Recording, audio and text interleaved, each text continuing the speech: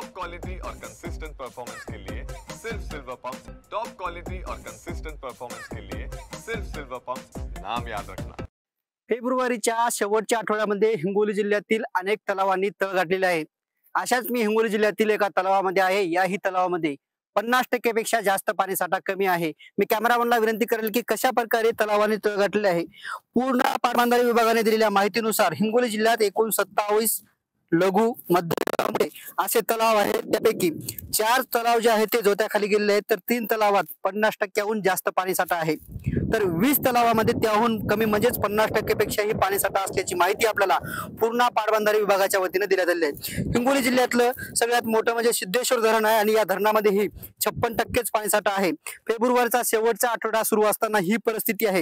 येणाऱ्या काळात मार्च असेल, एप्रिल असेल, मे असेल, या काळामध्ये ह्यापेक्षाही भीषण पाणी टंचाई निर्माण होण्याची शक्यता आहे। हिंगोली जिल्ह्यामध्ये मागच्या काही वर्षापासून अनेक गावामध्ये जल जीवन मिशन योजनेअंतर्गत कामे सुरू आहेत। ते कामे प्रगतीपथावर आहेत।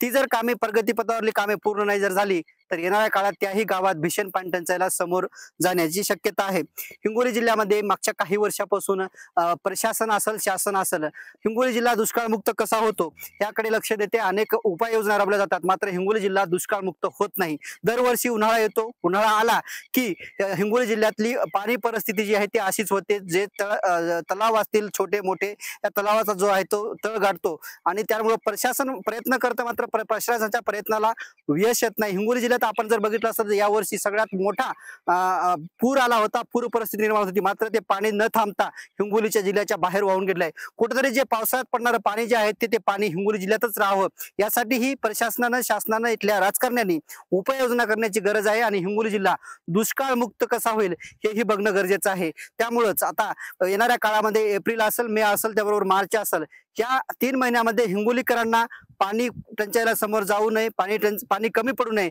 यासाठी प्रशासनाने आतापासूनच ठोस उपाययोजना करण्याची गरज असल्याची जाणकार सांगत आहेत।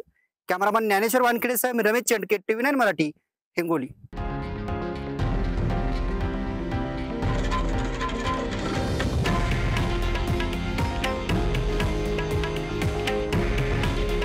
हे आहे देशातील नंबर 1 न्यूज नेटवर्क आणि आपण पाहत आहात TV9 मराठी। काळजी तुमची, हित महाराष्ट्राचं।